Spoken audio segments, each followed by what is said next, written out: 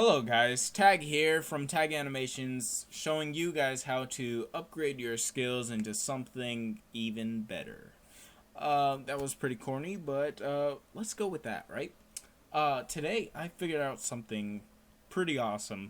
For most people that are gonna use it, they're gonna really thank me. I think for figuring this out, not finding it because it is not really mine to find. Anybody could have found it and used it just like I did. I want to give credit to this guy named Robert Legger.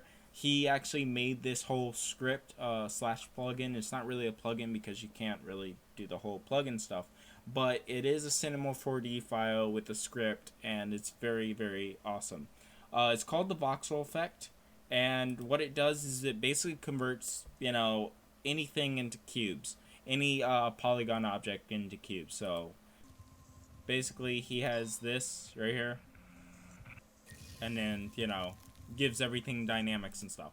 Now, the cool thing about this, what I figured out, is that eventually you can take objects and just convert them into actual Minecraft looking things. Yeah, I'm not really gonna say like counterparts, because basically you would have to get a little bit more detail on this for it to resemble this a lot more, especially on the nose part. But I mean, you can really go far with this plugin, or this this new feature to this voxel effect, if you want to say. And it's just really cool, and it could provide a lot of options for rigging and different things. Once I can get some kind of script going to make it not so laggy and do it automated and stuff like that. So the site that you can get all these models from is TF3DM. It's basically, you can pretty much download any object or item from here and use that to convert to Minecraft. Even something like this, a really cool medieval like stuff. I'll be showing a few examples of that. Today we're gonna start with something small. Okay, so headphones, for instance. Right? So when you import something, all these are OBJs, by the way, so those are probably the best to use, but I've tried it with a few other formats. Any format that's compatible with Cinema4D and that has this kind of scale option and stuff, that's probably the best to use, okay? So when you do scale, unlike using Mineways, you never want to scale these objects to 1,000. Just scale them to 1, keep them at 1. If they're at 1,000, change them to 1. So press enter, and we should have our headphones. Now they're super small, and that's a good thing. We don't want them to be really big, or else it's gonna lag, and it's probably gonna lag anyways. But we'll see. So it gives us all these little objects. Now sometimes these models are one object, and sometimes they're many objects. What you want to do is just simply connect objects and delete. Boop. Good. Then you have to go to Axis Center. So under Mesh, Axis Center, go to Center Object 2, and that just puts it right there in the middle. It's beautiful, isn't it? And just for fun, I'm going to turn these around. No, not like that. Not like that either. 180. I'm not good with my numbers. Leave me alone. Leave me. There we go. Turn that to 0. There. We'll keep some upside down headphones. No, I'm kidding. That didn't do anything either. What's going on? No. Well, I have no clue what I'm doing.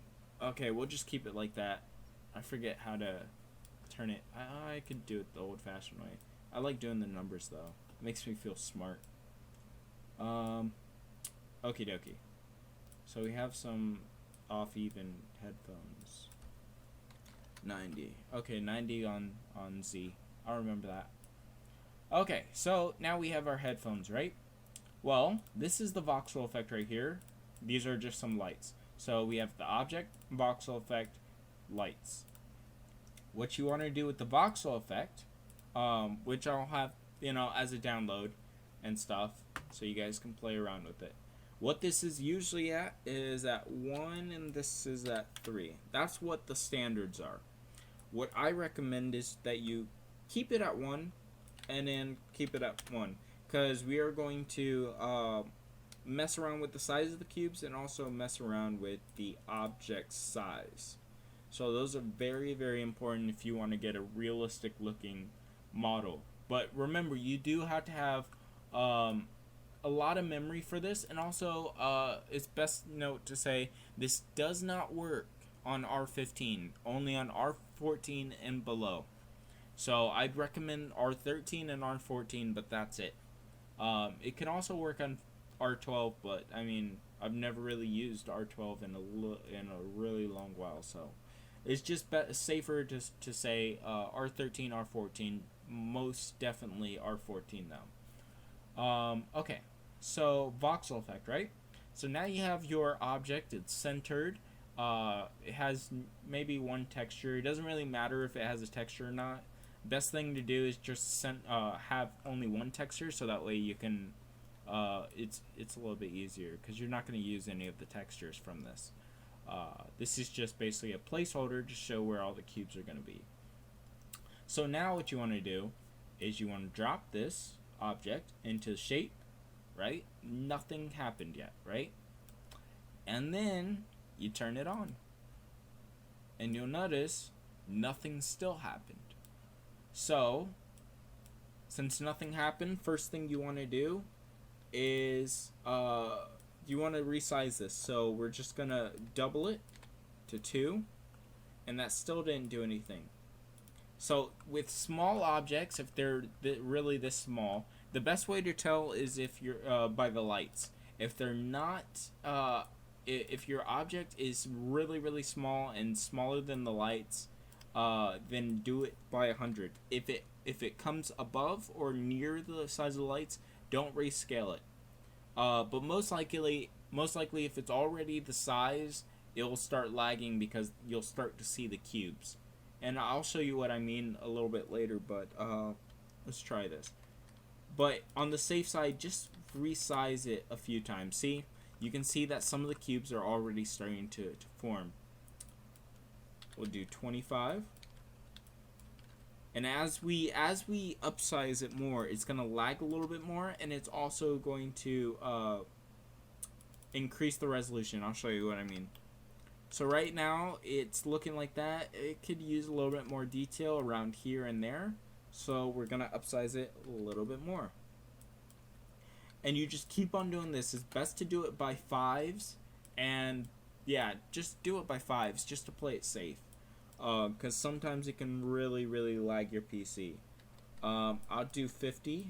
Don't ever do this because, like I said, it's going to lag a little bit. Oh, that's cool looking. So it's kind of there, and you can see that it's starting to lag. I'll show the real model. It's almost there. I'm not going to say it's close, but it's almost there. You do want it to lag a little bit so that way you know it's working. Just saying. So keep everything at 1, and just keep on doing this. So 70, 70, 70, and hopefully that doesn't lag my computer too much. It's trying so hard not to lag. So I might keep it at 70, but hopefully you can get the point. The more you upsize it, the better the resolution will look. And actually, I'm tempted to actually go to 90 or 100. Actually, I might actually go to 100, but I'm not sure if that's gonna lag my computer or not. So I'm gonna save. It's always good to save before you go that extra increment, because you never know it's gonna lag. And when I get a script for this, hopefully it'll be so much easier. You just place the object in there and it'll automatically resize it and stuff for you. But for right now, this is just to show you how to get these models and how to make them into a Minecraft form, so that way you don't have to put each individual block in by hand. So it's just a lot easier. And it looks like it's gonna lag, but we'll do it to 90. 90. Hopefully it's not gonna do it. Don't do it. Oh, no, no, no. Come on. Put in that extra 90. Extra 90. There we go. And this is overkill. But you guys can see what I mean. Sometimes you just have to be patient, but it pays off in the end. Now, it won't be this laggy at the very end. The end result will be lag-free, because then what you do is you just make it into a static object, and then you get all the cubes. So there's probably, a couple thousand in here. But you get all the cubes, you make it into a static object, which I'm about to do after this. And then you have a model. Then you have a headphone model. So hopefully it's not going to lag too much, and we could actually get on with this tutorial. But if it starts taking too long, oh, there we go. So you can see how much detail there actually is, and you can go further and further and further and just keep on doing this. But for right now, I'm going to stop. If you want to ask how much RAM and stuff I actually have 12 gigs of RAM, and 10 of those gigs are dedicated to Cinema4D right now. So even with 12 gigs on a FX 9350, or not 9350, 8350, it's still kind of doing this thing. Viewport is usually with video card, so it's probably my video card and not actually my processor and RAM, but it does use a lot of memory, so just keep that in mind. So it's always good to have a good video card and a lot of RAM when doing this. So what you want to do is highlight this whole section and convert the whole thing into, I think, just editable objects, right? And what this does is it's going to take the cloner right here, and the cube, and it's going to turn them both into edible objects. By turning the cloner into an edible object, it takes all of those cubes and makes them into their own cubes, right? And so it's really, really crazy. Eventually, in this script that I was talking about, hopefully I was gonna see if I couldn't make a way to I'm trying to figure out a way to say this. A way to kind of like group certain sections. I know you can just take the amount of cubes and kind of group them like that, but if there was an easier way to group it and group certain objects, so like say I wanted to group this section here, this padding right here, and just certain sections, to have that available would be pretty cool. So that way you can put like a obsidian texture here, a iron texture around here, maybe some wool right there, and then obsidian here. I don't know. I think that would be really cool, but for right now, this is the best I can do for right now. I'm not really a scripter, but I have to talk to some of my scripting buddies and see what they think about all this. So this process will take a little bit long. It may even crash Cinema4D, but you just have to wait. And so I really don't know how long this is gonna take. So I'll be back when it's good, and I'll let you know what to do from there. Okay, guys, it took about maybe another 2 minutes, maybe 3 minutes before since I exited the recording, or made a new recording. So now that's done, you get this. So basically, this is all of the blocks, and let's see how many it actually has. So 76,949 cubes that make up this. I told you, it's a lot. It's a lot. It's incredibly a lot. But it's worth it. It is worth it. Because not only that, but you can just take this and you can add dynamics to it and everything. So imagine a ghast, right? You can take even a ghast object, convert it to a whole bunch of cubes, and then just, see, it's one object, so you can move and stuff. Then you can make it explode into thousands of cubes. It's crazy. Instead of like using a plugin like Throsy or something, you could actually get that same effect just by using this. So I don't know. It's pretty cool. So next, what do? Right? And it's kind of lagging, so you have to give me some time between each step and stuff. Actually, it's lagging a little bit more. I might have to redo this recording. Hold up. Come on, computer. You got this. You can do it. Sometimes you have to tell your computer to work harder, so that way it actually knows to work harder. That's probably the best way to go about things. Come on. And this is just something, something you have to go through when doing these things. So while we're waiting for this, let me show you some of the cool things, other models and stuff. So let's see. I mean, this site has almost anything you can think of, really. You can go anywhere from a helicopter to plant. I've never really tried plants yet, so somebody's gonna have to tell me how plants work with this, because I think they're too thin, but I've never actually really tested it. I've tried animals. Animals are really cool, and actually it's really interesting because a lot of people, they make their animals out of just like big bulky blocks, but I've never seen anyone actually use like block by block animals, you know what I mean? Kind of like this one and stuff. Like if you just gave it like an eye and stuff, well, actually, I mean, if I gave this, a facial rig, maybe added some more teeth and stuff, some tiny blocks for teeth, this could be a really cool rig. I mean, it's made out of blocks, so what I'm saying is, you have the rigs that are built just with big bulky blocks. So this whole tail section would be a block, then another block, then a block, then a block. But with this, it's just, it's everything's made out of blocks is what I'm saying. To me, I just find it more Minecraft, more realistic in terms of Minecraft than having a huge bulky cube. With Minecraft, everything's supposed to be made out of blocks, no matter how small. You don't want it to get too small because circles aren't possible in Minecraft.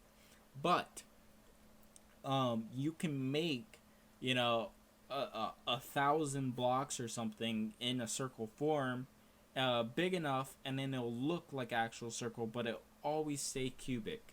And that's the main thing in Minecraft, always to make something stay cubic. Okay, so it's done. Enough with that talking. This is the fun part. So what you want to do is close up that. You want to take it out of the Voxel Effect group, right? So now it's by itself. And then it should get like different colors and stuff once you do that. And that's how you know you're almost done. It's not doing the colors and stuff because I haven't moved it. I haven't really refreshed it.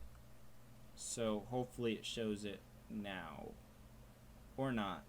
I mean, I don't know. So it doesn't show its colors. I think that's because I don't have a texture applied to it. But that's fine. So what you want to do is select all the children, right? So after you'll know it's selected everything once all these boxes highlight. And then finally, you want to connect objects and delete. And what that basically does is it takes all of those blocks and merges them all into one object. Okay?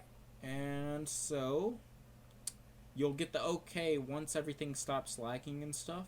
You'll get the okay when you can actually hover over these things. Also, another good tip is if it's lagging and stuff, all you have to do is press your Cinema4D. If it closes, then you're good. And if it opens back up, you're good. So if it's lagging really hard, just click that once and it probably won't close until it's done. So once it closes, that's how you'll know it's done. I do that frequently when I'm converting objects like this. But so let's see the results. Let's see what we got. We have these headphones, and then we have these headphones. Let's see how good they look together. Now tell me that isn't cool. I mean, in less than what? Maybe 10 minutes, 15 minutes? Well, 10 minutes without all the talking and stuff. You just created a really high res, and you can go even more high res with this.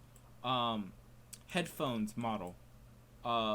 Just, just by, doing stuff. That's the best way I could say it.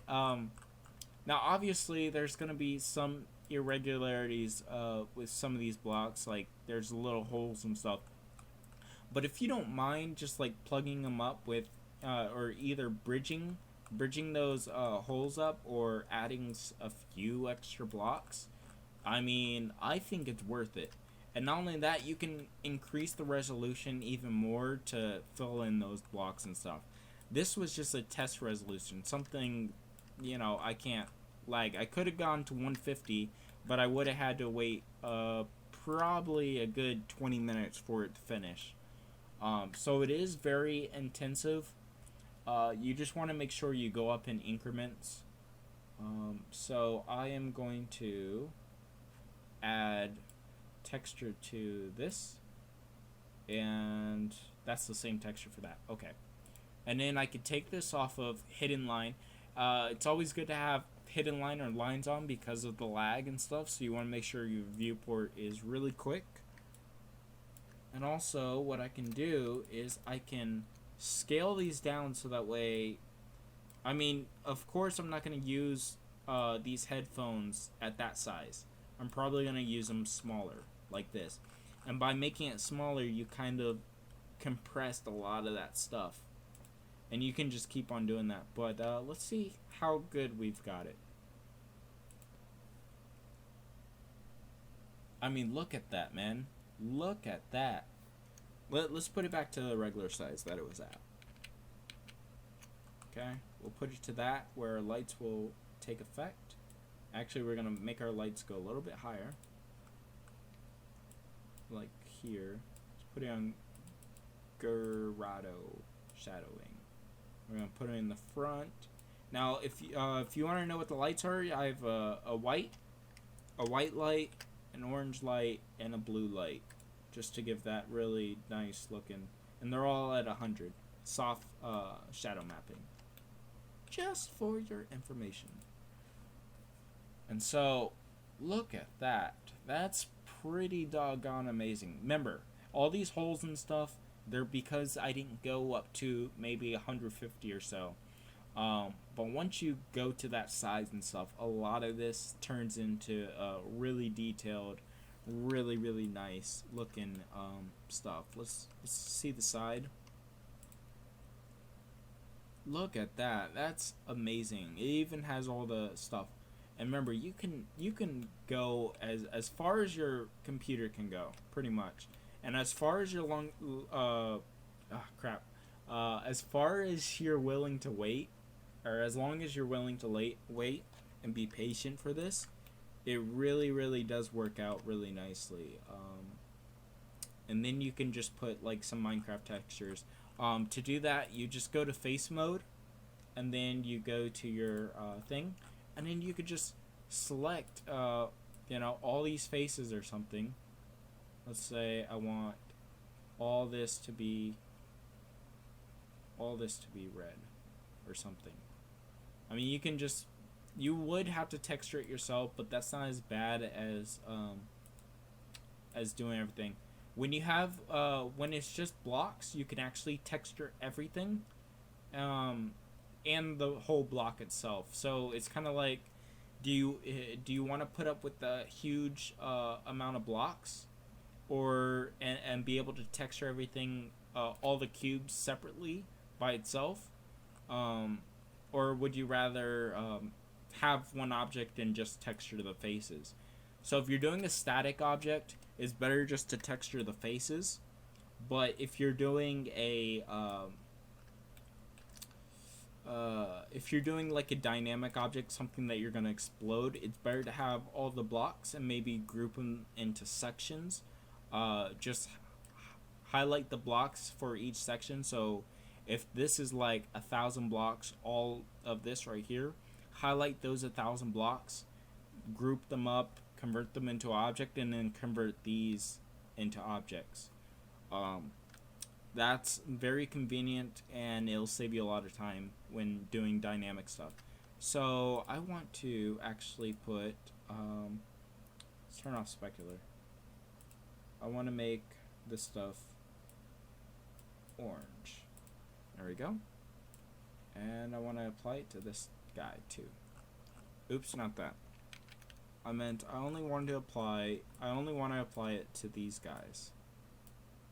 There we go. So now I have orange blocks where I highlighted, I think.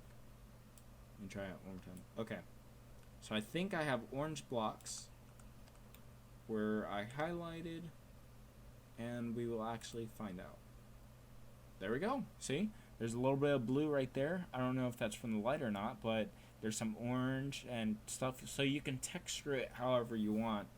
But in the end, that is what this whole thing does. So I hope you enjoyed. I'm gonna have maybe a couple more videos about this, just for examples and stuff, because having, you know, a 40-minute video is not something I like to do. So thank you guys very much, and I hope you enjoyed this new find of mine. And also make sure to give that guy credit for his effect however you can. So I guess you can tweet it, comment, or Facebook him or something. But it's a really cool tool. You can download it on C4D tools, and I'll actually open that up really quick if it's still open. Okay, it is. And you can get it, let's see, R12. Let's see if it's here. Or you can search for it. I think you could search for it. No. Oh, yep. Just put in Voxel, and there you go. But I'm gonna have it in the description anyways, so if you want it, you can have it. So yeah, cool. And thanks for watching. I'll see you guys in the next